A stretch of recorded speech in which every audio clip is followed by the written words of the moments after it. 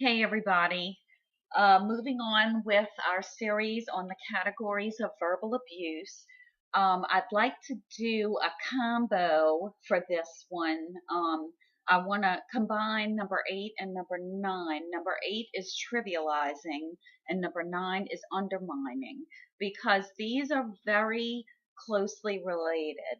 Um, number 8, trivializing says in so many words that what you have done or expressed is insignificant.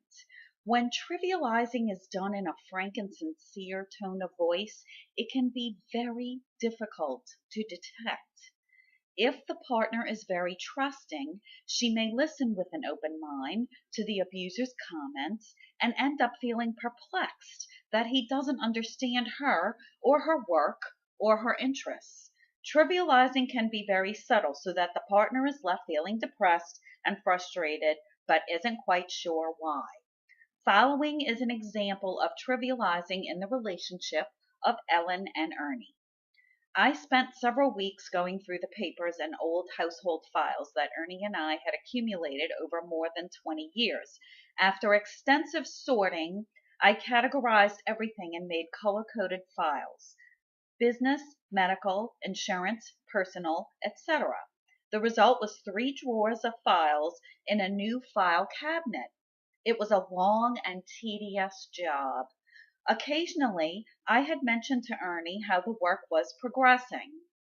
Finally, after a couple of weeks' work, I was glad to be done. I said, "Ernie, I finished the files. It was really a job." I opened the drawers and showed him what I'd done. He said, "Wow, I'm impressed." I didn't remember him acknowledging me like that ever before. With a smile, I said, "You are?" He answered in a strange voice, "I'm impressed with how you got those names to fit on all those tiny, itty bitty labels." I said, "Oh, Ernie, I just typed them on. That wasn't the hard part." He looked seriously at me and said, "Well, I think it was." I felt sad and I felt frustrated. I wondered why it was so hard for me to talk with him. Why couldn't I get him to understand about the work I'd put in? I knew he'd typed names on labels before. I couldn't see why he'd think it was so much harder than the weeks of sorting and organizing, especially since many of the names were abbreviated.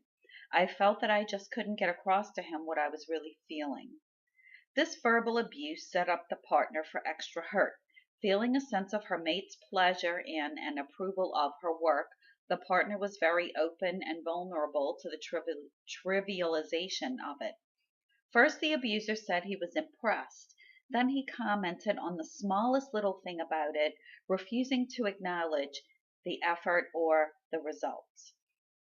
Trivializing is confusing to the partner because if she doesn't recognize it for what it is, she believes she somehow hasn't been able to explain to her mate just how important certain things are to her. The abuser may feel one up when he puts his partner down, but his partner is kept on an emotional roller coaster. Number 9, undermining. Undermining not only withholds emotional support but also erodes confidence and determination. The abuser who undermines his partner has usually verbally abused her in many other ways. Consequently, her self esteem and confidence are already low, making her that much more vulnerable to the abuse. Comments such as those below, which dampen interest and enthusiasm, are examples of undermining. "What a pretty flower," the abuser says with disgust. "A flower's a flower." The partner says, "I'd like to find out if there are any." The abuser says, "What's the point?" Or "Why bother?" Or "I don't see that that'll get you anywhere." Or "Who cares?" Direct squelches, such as the following, are also undermining. "Who asked you?" "Nobody asked your opinion." "You always have to put in your 2 cents." "You wouldn't understand. It's over your head." "You'll never make it." What makes you think you're so smart? Who are you trying to impress? Sabotaging is also a way of undermining. Following are some examples from interviews with Dora and May. I was feeling really good when I told Dean I had thought of a plot for a story I thought I'd like to write. He listened and then said, "Really, I don't know anyone who would be interested in reading it." I sort of lost my enthusiasm. I also had an idea for a diet and health workshop. The day after I told Mel about it, he handed me an article he'd found and said, "This seems to cover all the bases." The article described everything I was interested in for the workshop as faddish, and it described the people who were interested in diet and health as fanatics. I felt very strange. I couldn't get my motivation up or get going on it. So, there was another example given in a previous chapter. I didn't go over this, where a woman talked of her experience where she was taking some classes at a college, and whenever she was busy studying, her husband would keep asking her if she was all right, as if to insinuate that she seemed not well. And she began to feel as if something was wrong. And she started to develop anxiety whenever she was studying or whenever she knew she had to study. It was only with outside intervention that she recognized the source of her anxiety. This kind of sabotage undermines the partner's determination and sense of well being. Another form of sabotage is disruption and interruption. For example, the abuser may sabotage his partner's conversations with others by causing some disturbance, such as breaking into uproarious laughter or walking into the room and pounding on the piano, as did one abuser. He may also simply interrupt her by finishing her story, opposing her, or negating her. Undermining may imply to the partner that she is inadequate. I experienced a lot of the sabotage form of undermining in my marriage, especially the negating and opposing format, and also interruption and disruption. Oh my God. I could not finish a thought with this man. He constantly interrupted me. If we were socializing with friends and I was speaking, he would often finish my story. He would negate something I said, even though I knew what I said was right. Or I guess this would fall into the category of maybe trivializing, like I would be telling a story about something maybe dramatic that had happened, and when I would finish my story, he would look at the person I was talking to and say, "I'm really sorry," like as if he had to apologize for me, for this person to have to suffer through my talking. And it was kind of when this stuff started happening a lot, this is when I started to get like this overwhelming sense of he had some sort of aversion to me talking. And even when, like, he did it a lot when we were with other people, and I realize now because he's a narcissist and he has to be the center of attention. He is an absolute attention whore. He has to be in control of the conversation. He has to be the one talking.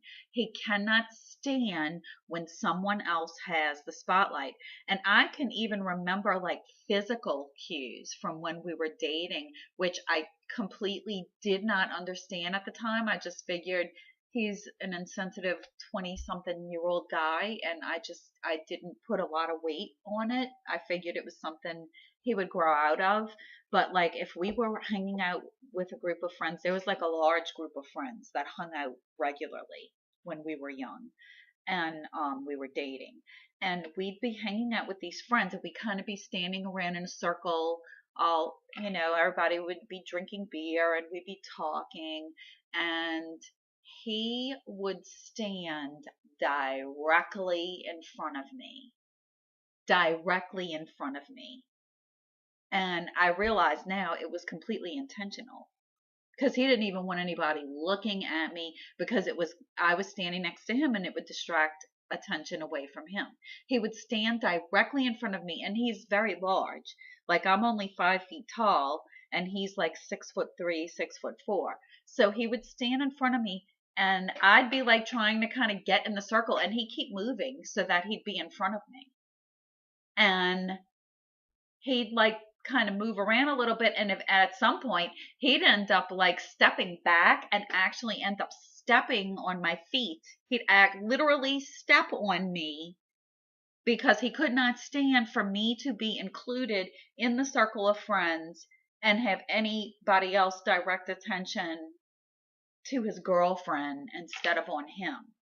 But of course, he used me as a trophy, I guess, to show me off whenever he wanted to show off to somebody, like, oh, look at what a pretty girl I can get, and I think a lot of, when we were dating, I think a lot of his attraction to me was that he thought his mother would like me, because he would say that a lot. My mother loves you. My mother loves you, because I went to the same college as her, and I started off as an education major. I ended up graduating in business, but his mother was a teacher, so I don't know if in some way he was still trying to please his mother. He definitely has mother issues. He can't stand his mother, but on some level, he still wanted to please her, and still does to this day, I believe. But at the same time, wants to be rebellious and defy her. So it's a very complicated situation, but I'm getting off topic here. Sorry. Anyway, I'm back to the trivializing and undermining. The sabotage was a big thing with him. He would constantly interrupt me when I was speaking. Didn't matter if we were alone or with other people, but don't you dare, especially me. I was not allowed under any circumstances to interrupt him. And I'm not talking about a rude interruption like he would do to me, like where I would be in the middle of telling a story about an experience that we had had. Oh, especially if I was telling a story about something we were both involved in, at some point he would just cut me off and finish the story. Like he could not stand for anyone else to have the floor but him, and he especially couldn't stand for me to have the floor. So yeah, he would do that a lot. And oh God, but if I interrupted him, and again, it didn't matter if we were alone or with friends. If I interrupted him, he called me out on it, and in a very aggressive way to humiliate me and put me back in my place. He would usually shoot me a look of pure evil and loudly exclaim, "Excuse me," or he would say something like, "Can I please finish a sentence without you interrupting me?" And it wouldn't even be like I wasn't trying to take over his story or anything. I would be just like asking a question. It was especially happen like if he was telling a story about something I didn't know about, an experience he had had that where I wasn't there, and I was just asking a question for clarification. Personally, when someone does that to me, when I'm telling them a story, that lets me know they're paying attention. If they're asking me a question to clarify something I said, that means they're actively engaged in what I'm talking about, and they're thinking about what I'm saying. They're not just sitting there waiting for their turn to talk like he does. But he didn't take it that way. If I would ask a question for clarification on something he said, he took it as I was trying to steal his show. Um, so that was a real big thing with him, really annoying. That one really used to grate on my nerves. Wouldn't let me finish a thought. And especially when we were alone, it just, that's when I really started to feel like this man just has some sort of weird aversion to the sound of my voice because he just won't let me talk. If we were arguing, he would just talk over me and yell over me. He wouldn't let me even finish a sentence. But God forbid if I interrupted him. And the thing is, like when you're arguing with him, you basically have to do that because he does not shut up. He'll just keep going in circles. He'll keep going and going and going. So you just, if you want to say anything in your defense, you just have to yell over him because he never knows when to shut the fuck up and he doesn't listen. So after a certain point, I just quit talking. I would just let him go when he'd go into one of his little 5-year-old baby fits because it was just ridiculous. I realized he's not even hearing what I'm saying. So why am I wasting my breath? I'm getting myself all worked up and I'm hurt and my throat hurts and I'm trying to scream over him and he's not listening to me.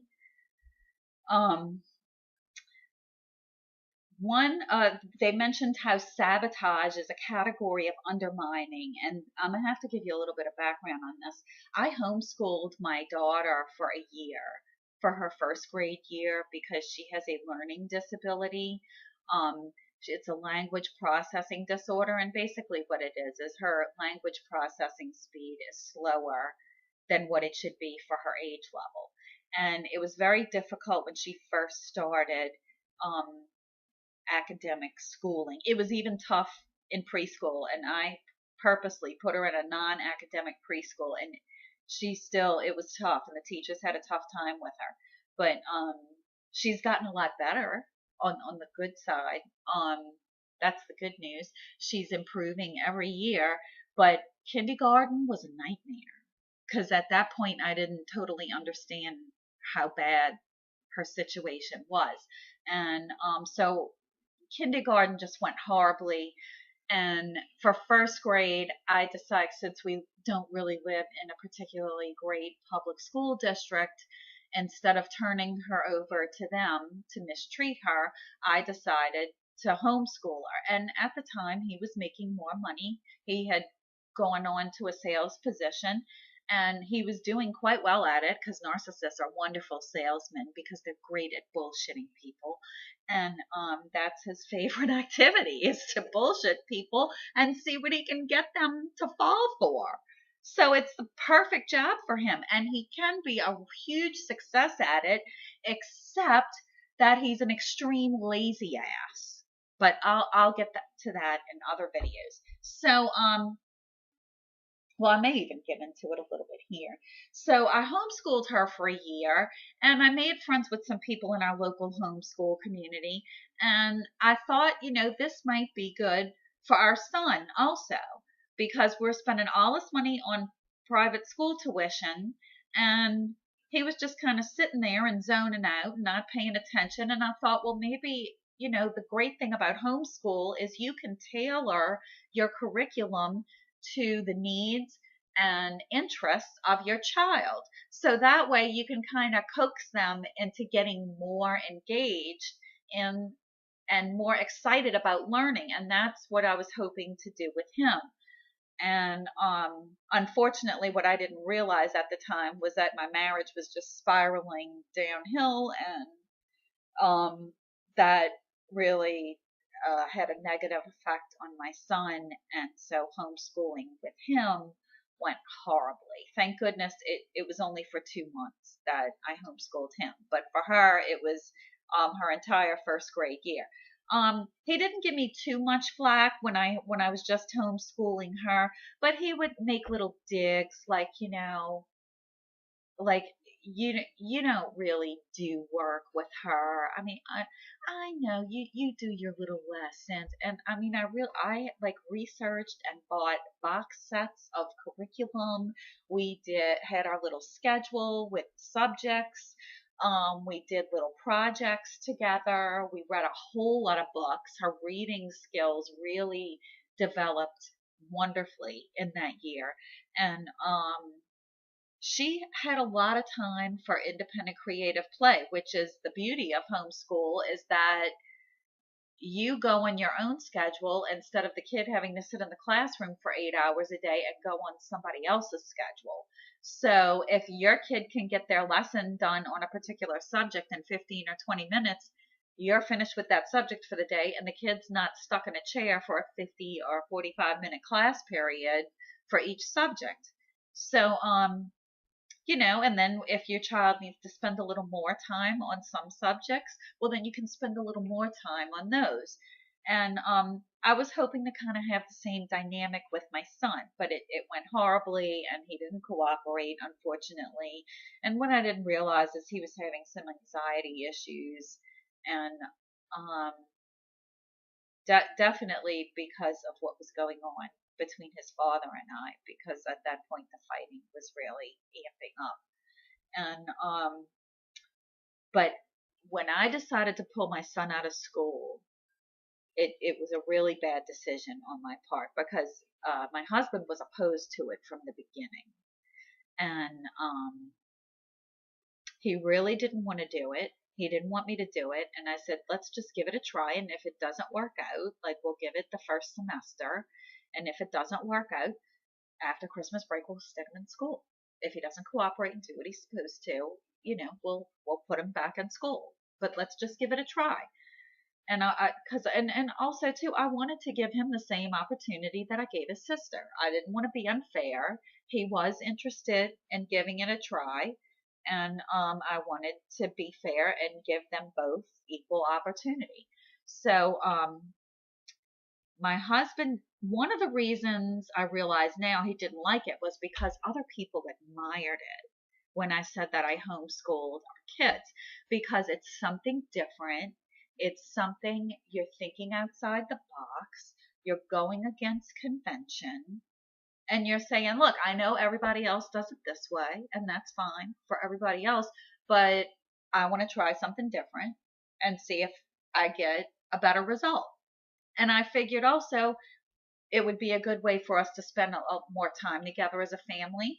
And you get basically a individualized, customized curriculum for your child. You basically get a private school education without having to pay the tuition. So, people admired it, and they would ask me questions about it all the time. And people who were thinking or interested in maybe doing that for their own kids would come to me and ask me questions, like people in our kind of circle of friends and acquaintances that we knew were coming to me and asking me questions about it. There were a couple of friends who actually were like seriously considering doing it, and they were coming to me for serious advice, and this just drove him mad. And I guess he felt like it was something that made him look better than him, and that's something we all know that narcissists can't stand, is for those who are nearest and dearest to them to look, well, they can't stand for anyone to look better than them. It doesn't matter if you live with them or not, or if you're their best friend, or if you're a distant acquaintance. They can't stand for anybody to be better than them, because the world revolves around them, of course. They are the sun. Everybody, everything else, the universe revolves around them, and they've got to be the best. They're so competitive, it's to a fault. They become delusional. So he could not stand that people admired this. And when I said, I was going to bring my son into the dynamic of the homeschool, he could not wait for it to fail. What I didn't know at the time was that he had this, and I've mentioned this in other videos, he had an opiate addiction. And I didn't realize that this was going on at the time. And I've said this before. Oftentimes with the narcissist, the simplest explanation is the right one. The explanation that's right in front of your face, you can't overthink it. because they're not big thinkers, narcissists. They're really not. They're actually quite dumb and gullible, and they're basically big childish pussies. And they're attention whores. So that was one thing. He didn't like the attention I was getting. But another thing was he had been working from home. And when I say that, I'm using the term working very loosely. I was working part time. I was working, usually I'd work for a few hours in the morning. I'd try to get home before noon, and then we would do our lessons in the afternoon. And while I was at work, I would give them written work to do. Um, and I had my mother watching them in the morning. My parents live directly behind us, so it's very convenient with getting help with the kids. And when he was going into the office, she would come over in the morning, I would go to work, and then I'd come back like between 11 and 12 usually and relieve her, and then I'd pick up doing lessons with the kids. Well, what started happening was he stopped going into the office and he was like staying home all the time. Now he's in sales, so he does not have to be tied to the office. So he can work from home and they're fine with that. His company's fine with that. But we just started noticing like all of us, like before he would leave and go to the office most of the time. And then like maybe one day a week, he'd mostly work from home. But he usually went into the office every day, or at least 4 days a week. Well, it got to a point where he was only going in like maybe 3 times a week. And even on those 3 days when he would go in, he wouldn't even stay like a half a day. He would go in for like 2 or 3 hours, and then he'd be home at lunchtime, and then he wouldn't go back in. And he wasn't going on sales calls because when he was home, his car stayed in the driveway and he didn't leave. Or if he did go off, it was on some leisure activity or what I found out later on, drug deals. So basically, what the deal was, he didn't want us in the house during the day because he was busy getting high and playing video games and figuring out where he was going to get his next fix and when he needed to re-up his opiate supply. So he didn't want the wife and kids making noise and being in the house when he was trying to sit back and enjoy his high. You know, we were kind of messing up his high. And also, we were witnesses to the fact that he was not going to work, rarely going to work. So he made it all about how, you know, this was terrible. I wasn't planning well enough and the kids weren't cooperating and they were just unruly and they were sleeping all day and eating us out of house and home. And he was going around telling people this. And it was like most of it wasn't true. Like my son eats like a bird. He was not eating us out of house and home. My daughter eats a normal amount of food. She does not overeat. My son was sleeping too late because he was staying up too late. And it was hard for me to enforce a bedtime when I had the narcissist guilting me and shaming me and bullying me into laying in bed with him to tickle his back because King Infant needed mommy to soothe him to sleep each night. So when I should have been like bustling the kids to get ready for bed and go to bed, I was laying in bed coaxing the narcissist to please fall asleep so you can leave me the fuck alone and get out of my way. So that's kind of what happened there. But my daughter definitely was not. He was going around telling her bye. Both kids were sleeping all day, and she was usually awake before I left for work in the morning. Also, when I would get home, like I usually got home from work between 11:30 and 12, and they would both be. Toward the end, they were just walking to my mom's house because she lives like directly behind us. So they would just walk over there because he would just go in the office and shut the door and not pay any attention to them. And so they would go to my parents' house and And she would usually feed them lunch. They'd work on their written work while they were sitting over there. So I knew he was lying. My son was not sleeping till 1 o'clock in the afternoon because I was usually home well before that, and he was usually very much awake and had been awake for a while. Um, so yeah, that was basically it. He just wanted to sabotage homeschool because he didn't want us around during the day because then he was going to get caught. He didn't want to get caught with his drug habit. And I was also, because I was home during the day, I was seeing certain friends stop by in the middle of the day. And my mom, when she was here in the morning, sometimes she would see certain friends or coworkers stop by during the day. So I wasn't even sure in the end exactly. I think at some point he was selling them too to try and make some of his money back because he was spending exorbitant amounts of money on drugs. So, um, basically what was going on was he sabotaged homeschool so that he could continue his drug addiction and not get bothered by us and not get caught. The narcissist will sabotage you to protect themselves from getting caught, and also to stop you from getting the admiration of others. So there was a dual purpose in the homeschool sabotage. He of course, he was concerned for his children's education.